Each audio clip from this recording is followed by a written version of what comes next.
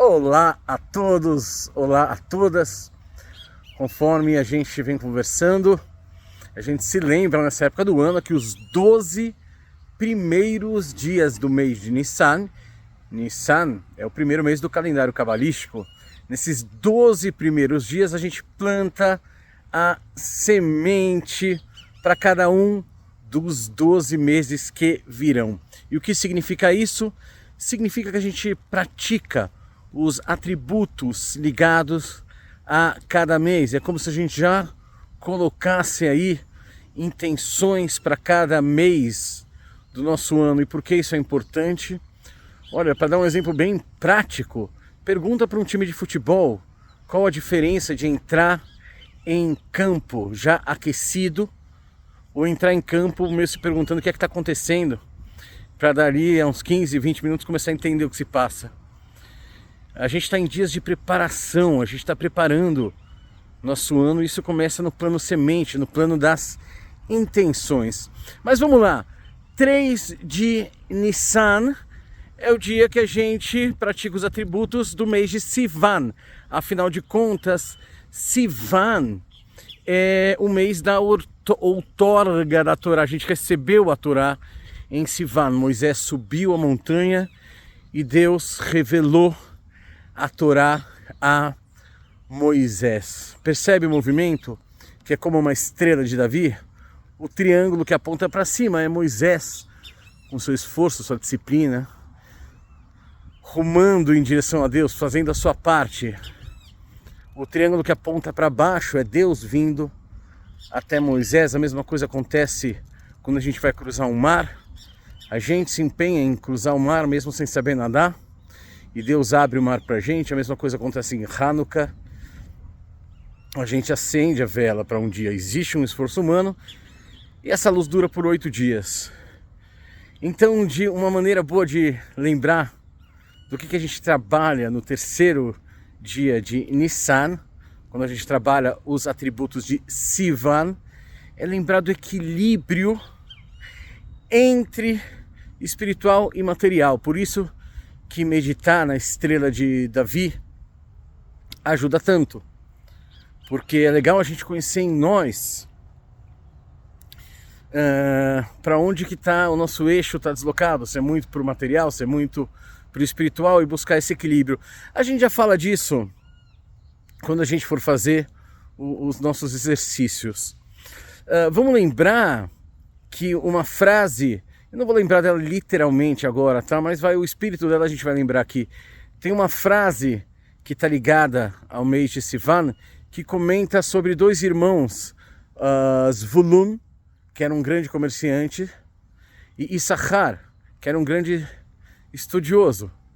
E aí, quem em nós está precisando de alimento?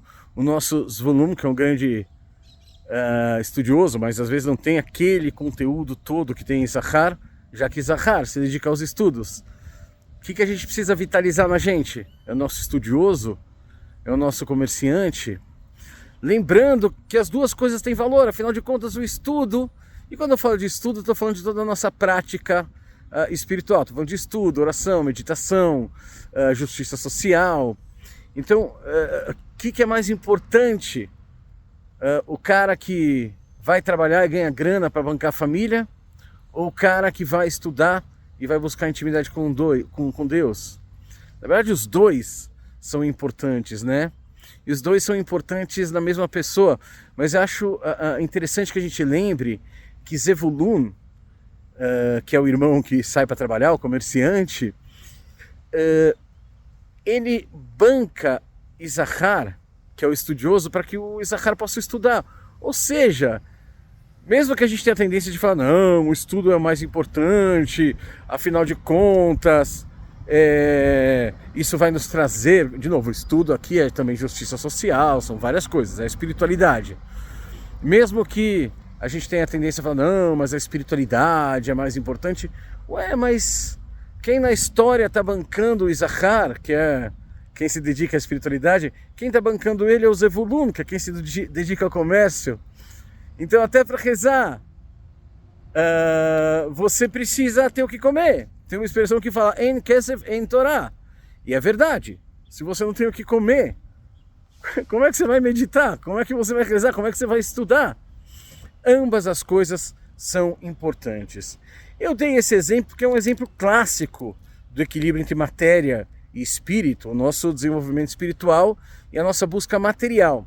Mas eu espero que você perceba que esse equilíbrio ele pode ser buscado de várias maneiras na sua vida, por isso eu vou dar mais um exemplo.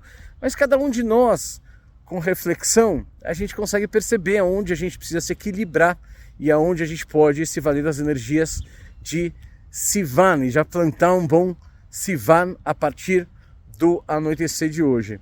Então o segundo exemplo que eu queria dar é inspirado numa citação. Olha, eu já vi essa citação atribuída a Einstein, a Beethoven. Eu acho que é de Beethoven, eu vou citar como sendo de Beethoven. Seja lá de quem for essa citação, ela pode funcionar muito pra gente. E a citação é, vamos supor que tenha sido Beethoven, tá? Mas ele está falando assim, a minha obra foi 5% inspiração e 95% transpiração. Ou seja, no final das contas, por mais que a parte da inspiração seja imprecificável e imensurável, pelo menos em termos de tempo, em termos de dedicação para aquela obra, 5% é a inspiração. É a hora que o cara ouve internamente a nona de Beethoven e fala pararirorirorororó. Nossa, isso é a alegria que há em mim, isso é a alegria que existe no mundo. É tudo muito inspirado e muito bonito. Só que aí vem horas e horas e horas e horas e horas e horas e horas e mais horas de disciplina e de transpiração para transformar isso em notas num papel ou para conseguir financiamento para que uma orquestra toque, etc, etc, etc. A gente tem muitas ideias muito bonitas, mas quantas teses de mestrado nunca são entregues, quantas invenções geniais nunca são realizadas, e nós, entre nós mesmos, assim, quantos de nós já não escreveram livros de poesia que não foram publicados, quantos de nós já não se apaixonaram por mulheres com quem a gente não teve nem a coragem de conversar. Então eu queria lembrar que entre os infinitos recortes possíveis dessa energia, eu queria lembrar também que ideia é só uma ideia. Ideia não é criatividade. A criatividade significa você conseguir expressar uma ideia no mundo, ou seja, criar um recipiente para que a ideia se expresse no mundo e entregar algo para o mundo, que depois o mundo vai reverberar. Vamos lá!